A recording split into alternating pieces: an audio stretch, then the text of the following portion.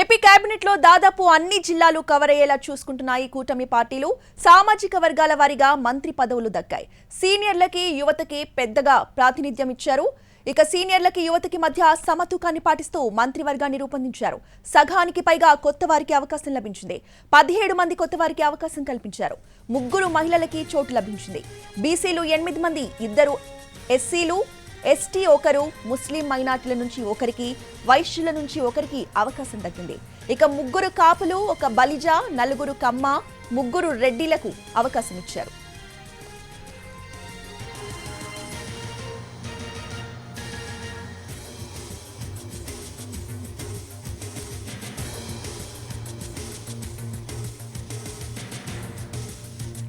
ఉమ్మడి అనంతపురం, కర్నూలు, గుంటూరు జిల్లాల నుంచి 3కి మంత్రి పదవులు దక్కాయి. ఉమ్మడి నెల్లూరు, ప్రకాశం, కృష్ణా, తూర్పు గోదావరి, పశ్చిమ గోదావరి, విజయనగరం నుంచి 2 చొప్పున మంత్రివర్గంలో చోటు లభించింది.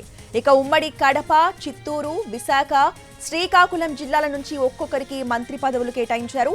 కేబినెట్ లో చంద్రబాబు సొంత జిల్లా చిత్తూరు ఎమ్మెల్యేలకి నిరాశ ఎదురైంది.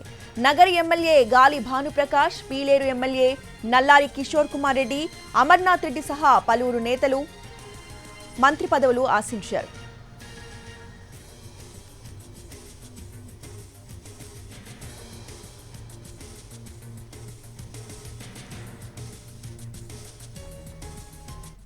ఏపీ కేబినెట్ లో దాదాపు అన్ని జిల్లాలు కవర్ అయ్యేలా చూసుకున్నాయి కూటమి పార్టీలు. సామాజిక వర్గాల వారీగా మంత్రి పదవులు దక్కాయి. సీనియర్లకి యువతకి మధ్య సమతూకాన్ని పాటిస్తూ మంత్రివర్గాన్ని రూపొందించారు. ఇదే అంశంపై పూర్తి అప్డేట్స్ ని మా ప్రతినిధి పిఎంఆర్ చంద్రశేఖర్ లైవ్ లో అందిస్తారు. చంద్రశేఖర్,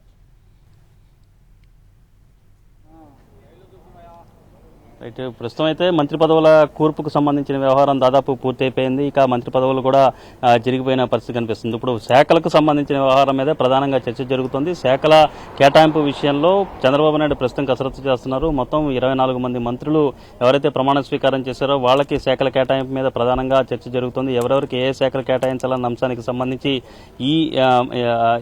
ఈ కసరత్తులో ఒక క్లారిటీ వచ్చే అవకాశాలు చాలా స్పష్టంగా కనిపిస్తున్నాయి. సాయంత్రంలోగా మంత్రులకు ప్రమాణ స్వీకారం చేసిన మంత్రులకు శాఖల కేటాయింపు మీద క్లారిటీ రావడంతో పాటుగా జీవోలు విడుదల చేసే దిశగా కూడా ఒక అవకాశం చాలా స్పష్టంగా ఉన్నట్టుగా మనకు అందుతున్న సమాచారం మేరకు తెలుస్తోంది. సో కీలకమైన శాఖలు ఎవరెవరికి కేటాయిస్తారన్న వ్యవహారం మీద ఆసక్తికరమైన చర్చ జరుగుతోంది. ఆర్థిక శాఖ ఆనం రామనారాయణ రెడ్డి లేకపోతే పయ్యావుల కేశవ్ వీళ్ళిద్దరిలో ఎవరెవరికి దక్కచ్చన్న చర్చ జరుగుతోంది. అలాగే హోమ్, ఇరిగేషన్, వ్యవసాయం, పట్టణాభివృద్ధి, ఆర్థిక శాఖ, పరిశ్రమల శాఖలను సీనియర్లకి కేటాయించే అవకాశాలు ఉన్నట్లుగా ప్రస్తుతం అటు అధికారిక వర్గాల్లోనూ ఇటు పార్టీ వర్గాల్లో టీడీపీ వర్గాల్లో జరుగుతున్న సమాచారం మేరకు వస్తున్న సమాచారం మేరకు మనకి అందుతున్న సమాచారం మేరకు తెలుస్తుంది. పవన్ కళ్యాణ్కి డిప్యూటీ సీఎంతో పాటుగా కీలకమైన శాఖలను కట్టబెట్టే అవకాశం ఉన్నట్లుగా మనకు అందుతున్న సమాచారం మేరకు తెలుస్తుంది. హోంశాఖ ఇస్తారన్న ప్రచారం జరుగుతున్నప్పటికీ హోంశాఖ కాకుండా వేరే కీలకమైన శాఖను కేటాయించే అవకాశం ఉన్నట్లుగా ప్రస్తుతం జరుగుతున్న పరిణామాలను బట్టి మనకు అర్థమవుతుంది. సో ఇక దీంతో పాటుగా గతంలో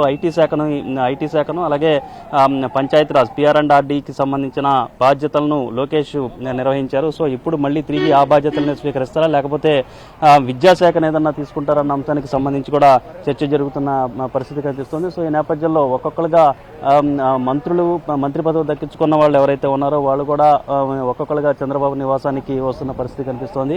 సో ఈ క్రమంలో ఇక్కడ అయితే కొంత హడావిడి సందడి వాతావరణం కనిపిస్తున్న పరిస్థితి అయితే చంద్రబాబు నివాసం వద్ద ఉంది. అయితే చంద్రబాబు నాయుడు ఈ కసరత్తు అనేది శాఖలకు సంబంధించిన కసరత్తు అయితే జోరుగా జరుగుతోంది.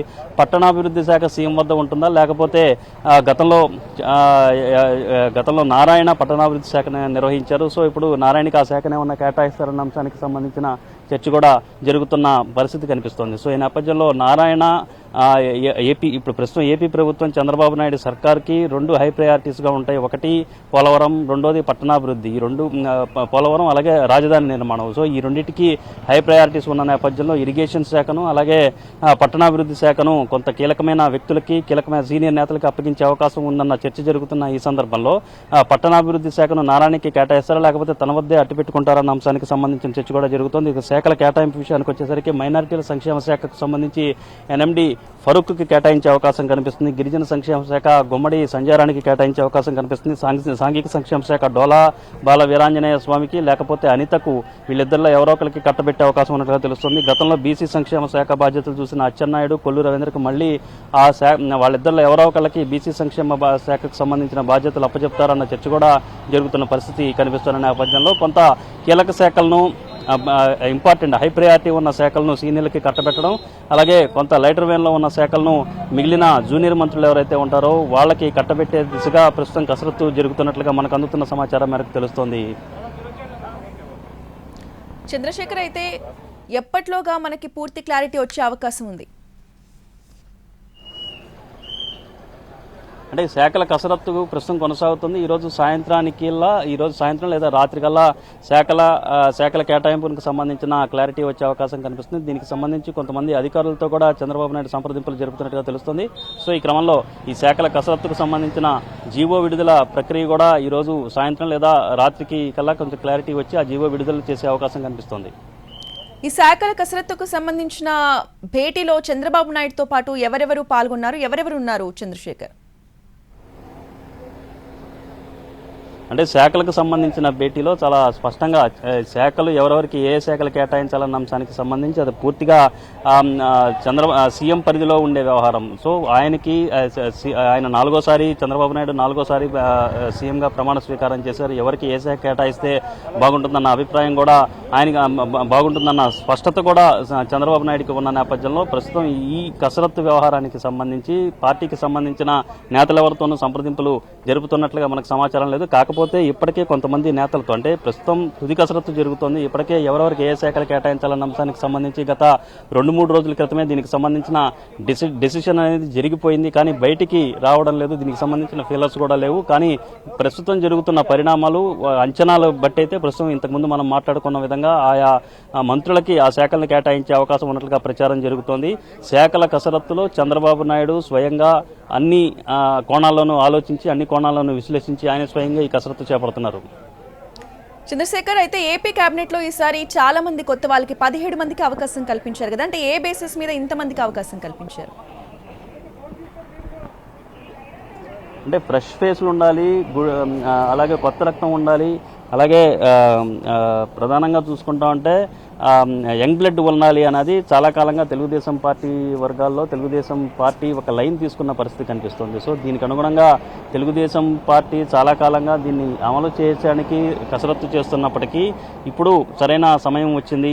దీన్ని యూటిలైజ్ చేసుకోవాలన్న దిశగా ప్రస్తుతం టీడీపీ అధినాయకత్వం కూడా భావిస్తున్నట్టుగా తెలుస్తోంది. చాలా కాలంగా పాత ముఖాలే చాలా ఎక్కువగా ఉండడం వల్ల ఫ్రెష్ లుక్ అనేది ఉండడం లేదన్న అభిప్రాయం అయితే తెలుగుదేశం పార్టీ వర్గాల్లో చాలా కాలం నుంచి వ్యక్తమవుతుంది. కొంతమంది సీనియర్ నేతలు యనమల రామకృష్ణుడు కావచ్చు, కళా వెంకట్రావు కావచ్చు, అలాగే ధూళిపాళ నరేంద్ర, అలాగే అయ్యన్న పాత్రుడు, ఇటువంటి వాళ్ళందరూ కూడా ఖచ్చితంగా వచ్చే ఎన్నికల నాటికి లేకపోతే భవిష్యత్తులో పార్టీకి మరింత పునరుజ్జీవింపజేయాలన్నా మరింత పునరుత్తేజాన్ని కలిగించాలన్నా ఖచ్చితంగా యంగ్ బ్లడ్ అవసరమన్న అభిప్రాయం వ్యక్తం చేసిన తరుణంలో వివిధ సందర్భాల్లో వివిధ వేదికల మీద దాదాపు 40% పైగా యూత్కి అవకాశం ఇవ్వాల్సిన పరిస్థితి ఉంటుంది అన్న అభిప్రాయానికి వచ్చారు. దీనికి సంబంధించిన పార్టీ పరంగా కూడా పాలసీ డెసిషన్ తీసుకున్న పరిస్థితి కనిపిస్తుంది. సో దాంట్లో భాగంగానే ఎన్నికలకు ముందు జరిగిన క్యాండిడేట్స్ లిస్టు అంటే అభ్యర్థుల ఖరారు విషయంలో కూడా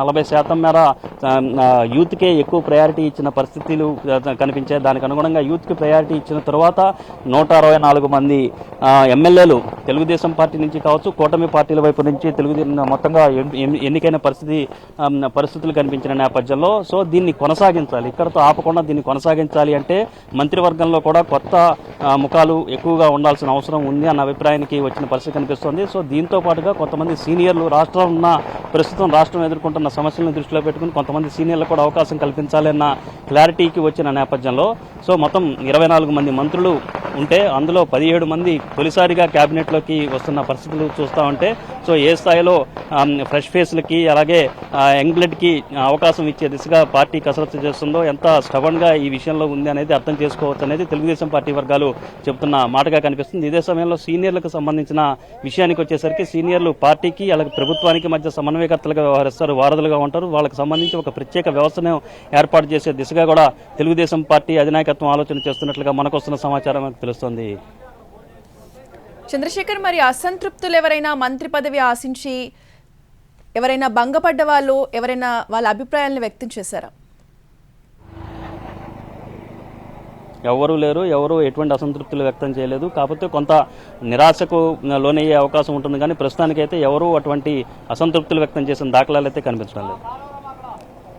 రైట్, థ్యాంక్ యూ చంద్రశేఖర్.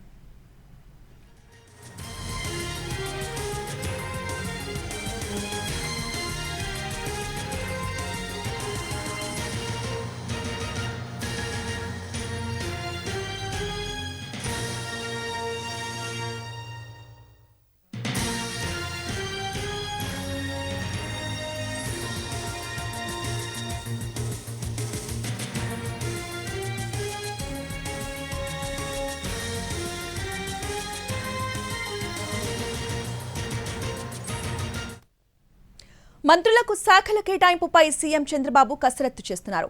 24 మందిలో 6గురికి మాత్రమే గతంలో మంత్రిగా పనిచేసిన అనుభవం ఉంది. సాయంత్రానికి శాఖల కేటాయింపు చేసే అవకాశం ఉంది. హోం, ఇరిగేషన్, వ్యవసాయం, పట్టణాభివృద్ధి, ఆర్థిక, పరిశ్రమల శాఖలను సీనియర్లకు కేటాయించే అవకాశం కనిపిస్తోంది. పవన్ కళ్యాణ్ కు డిప్యూటీ సీఎంతో పాటు కీలక శాఖలు కేటాయిస్తారని ప్రచారం జోరుగా జరుగుతోంది. గతంలో ఐటీ శాఖ చూసిన లోకేష్ కు తిరిగి అదే శాఖతో పాటు విద్యాశాఖ కూడా ఇస్తారనే చర్చ జరుగుతోంది. ఆర్థిక శాఖను ఆనం లేదా పయ్యావులకి కేటాయిస్తారని పార్టీ వర్గాల్లో చర్చ జరుగుతోంది. ఇక పట్టణాభివృద్ధి శాఖను సీఎం వద్దే ఉంచుకోవడం లేదా నారాయణకు కేటాయిస్తారని తెలుస్తోంది. మైనార్టీ సంక్షేమ శాఖను ఫరూక్ కి కేటాయించే ఛాన్స్ ఉంది. గిరిజన సంక్షేమ శాఖను గుమ్మడి సంధ్యారానికి ఇచ్చే అవకాశం ఉన్నట్టుగా తెలుస్తోంది. సాంఘిక సంక్షేమ శాఖను డోలా బాల వీరాంజనేయ స్వామి లేదా అనితకు ఇస్తారని తెలుస్తోంది. ఇక గతంలో బీసీ అచ్చెన్నాయుడు, కొల్లు రవీంద్ర సంక్షేమ శాఖ బాధ్యతలు చూశారు.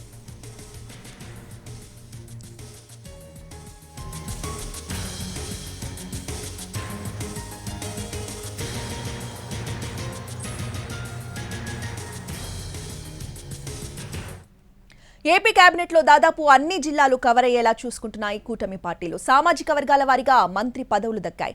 సీనియర్లకి, యువతకి మధ్య సమతూకాన్ని పాటిస్తూ మంత్రివర్గాన్ని రూపొందించారు.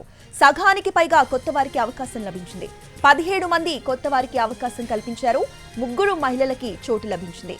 బీసీలు 8 మంది, ఎస్సీలు 2, 1 ఎస్టీ, ముస్లిం మైనార్టీల నుంచి 1కి, వైశ్యుల నుంచి 1కి అవకాశం దక్కింది. ఇక 3 కాపులు, 1 బలిజ, 4 కమ్మ, 3 రెడ్లకు అవకాశం ఇచ్చారు. ఉమ్మడి అనంతపురం, కర్నూలు, గుంటూరు జిల్లాల నుంచి 3కి మంత్రి పదవులు దక్కాయి. ఉమ్మడి నెల్లూరు, ప్రకాశం, కృష్ణా, తూర్పుగోదావరి, పశ్చిమ గోదావరి, విజయనగరం నుంచి 2 చొప్పున మంత్రివర్గంలో చోటు లభించింది. ఇక ఉమ్మడి కడప, చిత్తూరు, విశాఖ, శ్రీకాకుళం జిల్లాల నుంచి ఒక్కొక్కరికి మంత్రి పదవులు కేటాయించారు. కేబినెట్లో చంద్రబాబు సొంత జిల్లా చిత్తూరు ఎమ్మెల్యేలకే నిరాశ ఎదురైంది. నగరి ఎమ్మెల్యే గాలి భానుప్రకాష్, పీలేరు ఎమ్మెల్యే నల్లారి కిషోర్ కుమార్ రెడ్డి, అమర్నాథ్ రెడ్డి సహా పలువురు నేతలు మంత్రి పదవులు ఆశించారు.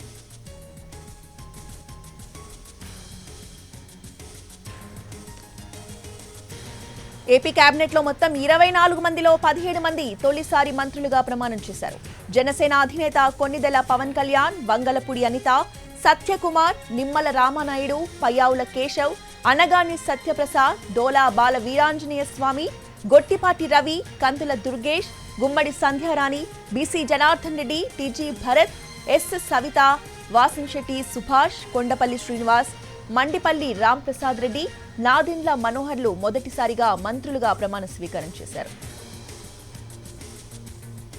ఇక అనంతపురం జిల్లాకి మంత్రివర్గంలో పెద్దపీట వేశారు. ఉమ్మడి అనంతపురం జిల్లాకు 3 మంత్రి పదవులు దక్కాయి. సవిత, సత్యకుమార్, పయ్యావులకి మంత్రి పదవులు వరించాయి. ఇక ఉమ్మడి కర్నూలు జిల్లాకు కూడా కేబినెట్ లో అధిక ప్రాధాన్యత దక్కింది. మొత్తం 3కి అవకాశం కల్పించారు చంద్రబాబు. ఎండి ఫరూక్, బీసీ జనార్దన్ రెడ్డి, టీజీ భరత్ కి మంత్రి పదవులు లభించాయి.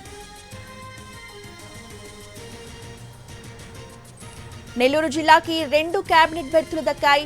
మంత్రులుగా నారాయణ, ఆనం రామనారాయణ రెడ్డి పదవి బాధ్యతలు చేపట్టారు. వైఎస్ రాజశేఖర రెడ్డి, రోషయ్య, కిరణ్ కుమార్ రెడ్డి కేబినెట్లలో మంత్రిగా పనిచేశారు. ఆనంను ఎంపిక చేయడంలో రాజకీయ అనుభవం, సీనియారిటీకి ప్రాధాన్యత ఇచ్చారు చంద్రబాబు. ఇప్పటి వరకు 7 సార్లు ఎమ్మెల్యేగా గెలిచారు ఆనం. నెల్లూరు, రాపూరు, వెంకటగిరి, ఆత్మకూరు నియోజకవర్గాల నుంచి ఆయన ప్రాతినిధ్యం వహించారు. ప్రస్తుత ఎన్నికల్లో ఆత్మకూరు నుంచి ఎన్నికయ్యారు ఆనం రామనారాయణ రెడ్డి. ఇక 2014-19 మధ్య చంద్రబాబు కేబినెట్లో మంత్రిగా పనిచేశారు నారాయణ.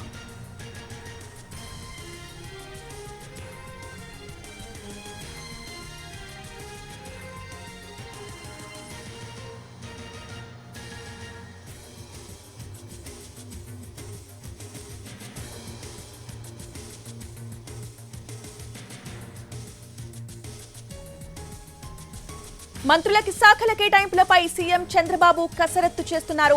24 మందిలో 6గురికి మాత్రమే గతంలో మంత్రిగా పనిచేసిన అనుభవం ఉంది. ఇక ఈ సాయంత్రానికి శాఖల కేటాయింపు చేసే అవకాశం ఉంది. హోం, ఇరిగేషన్, వ్యవసాయం, పట్టణాభివృద్ధి, ఆర్థిక, పరిశ్రమల శాఖలను సీనియర్లకే కేటాయించే అవకాశం కనిపిస్తోంది. ఇదే అంశంపై పూర్తి అప్డేట్స్ ని మా ఏపీ ఇన్పుట్ ఎడిటర్ చంద్రశేఖర్ అందిస్తారు. చంద్రశేఖర్,